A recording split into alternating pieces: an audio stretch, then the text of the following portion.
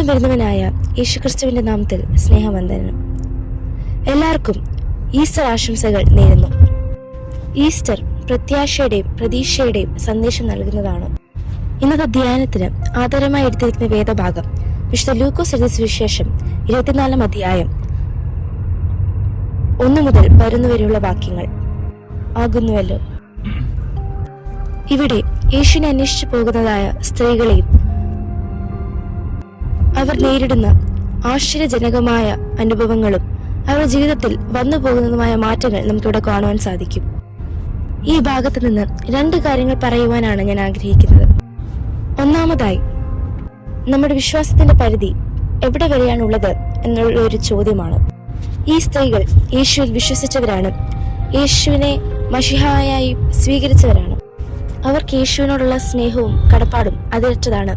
ആ സ്നേഹവും കടപ്പാടുമാണ് അവരെ യേശുവിന്റെ കല്ലറയിൽ കൊണ്ടെത്തിച്ചത്. എന്നാൽ അവരുടെ വിശ്വാസം എന്നത് യേശുവിന്റെ കല്ലറയിൽ തീരുന്ന ഒരു വിശ്വാസമാണ്. അതുകൊണ്ട് അവർ സുഗന്ധവർഗമെടുത്ത് യഹൂദന്മാരുടെ ആചാരപ്രകാരമുള്ള ക്രമങ്ങൾ ചെയ്യുവാൻ കല്ലറയിൽ വന്നെത്തിയിരിക്കുകയാണ്. എന്നാൽ യേശുവിന്റെ ശരീരം തേടി പോകുന്ന അവർ കാണുന്നത് 2 ദൂതന്മാരെയാണ്. അവരുടെ വിശ്വാസം കല്ലറയിൽ തീരുന്ന യേശുവിന്റെ ജീവിതത്തിലാണ്. എന്നാൽ അവരോട് നേരിടുന്ന ചോദ്യം അവർക്ക് ചില ഓർമ്മപ്പെടുത്തലുകൾ ലഭിക്കുവാൻ ഇടയാകുന്നു. അവരോട് നേരിടുന്ന ചോദ്യം, ജീവനുള്ളവനെ മരിച്ചവരുടെ ഇടയിൽ തിരിയുന്നത് എന്ത്? ജീവനുള്ളവൻ എന്നും ജീവിക്കുന്നവൻ നിത്യജീവന്റെ അവകാശിയായ യേശുവിനെ എങ്ങനെയാണ് അവർ മരിച്ചവരുടെ ഇടയിൽ അന്വേഷിക്കുന്നത്?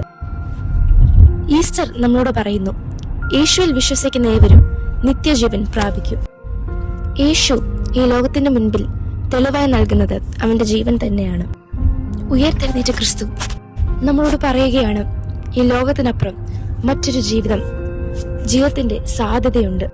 അത് യേശുവിന്റെ ക്രൂശിലൂടെ, അവന്റെ ഉയർത്തെഴുന്നേൽപ്പിലൂടെ നമ്മൾക്ക് നൽകുന്നതായ നിത്യജീവന്റെ അനുഭവമാണ്.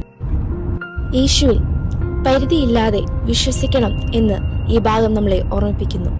രണ്ടാമതായി, മടങ്ങിപ്പോകുന്ന വിശ്വാസത്തിന്റെ ഉടമയായ പത്രോസിനെയാണ് നമ്മളിവിടെ കാണുന്നത്.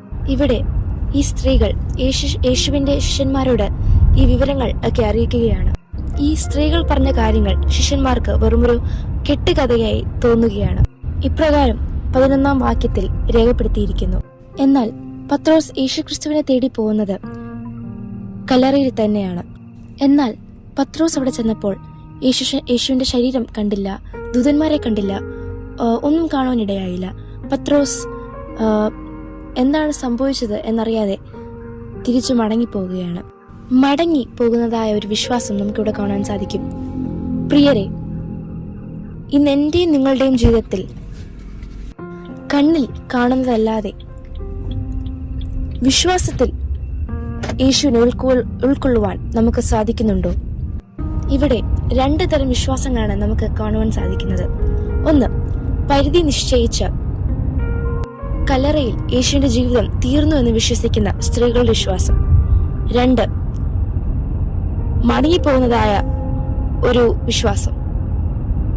കൂടുതൽ അന്വേഷണത്തിന് നിൽക്കാതെ മടങ്ങിപ്പോകുന്ന ഒരു പത്രോസിനെ, അത്തരം ഒരു വിശ്വാസത്തെ നമുക്കിവിടെ കാണുവാൻ സാധിക്കുന്നു. യേശുക്രിസ്തുവിന്റെ ഉയർത്തെഴുന്നേൽപ്പിലൂടെ നമുക്ക് നൽകുന്നത് വലിയ പ്രത്യാശയാണ്. യേശുവിന്റെ ഉയർത്തെഴുന്നേൽപ്പ് ലോകത്തിന് നൽകുന്ന വലിയൊരു തെളിവാണ്. യേശുവിന്റെ വിശ്വാസത്തിന്റെയും പ്രത്യാശയുടെയും ഉടമക്കാരായി തീരുമ്പോൾ നമുക്ക് യേശുവിന്റെ ഉയർത്തെഴുന്നേൽപ്പിന്റെ ശക്തി അനുഭവിക്കുവാൻ കഴിയും. ഉയർത്തെഴുന്നേറ്റ ക്രിസ്തുവിനോടൊപ്പം അവന്റെ സാക്ഷികളായി ഈ ലോകത്ത് ജീവിപ്പാൻ വില്ലനായ ദൈവം നമ്മളെ ബലപ്പെടുത്തട്ടെ എന്ന് പറഞ്ഞുകൊണ്ട് ഞാൻ എൻ്റെ വാക്കുകൾ ചുരുക്കുന്നു. ദൈവം നമ്മളെ അനുഗ്രഹിക്കട്ടെ.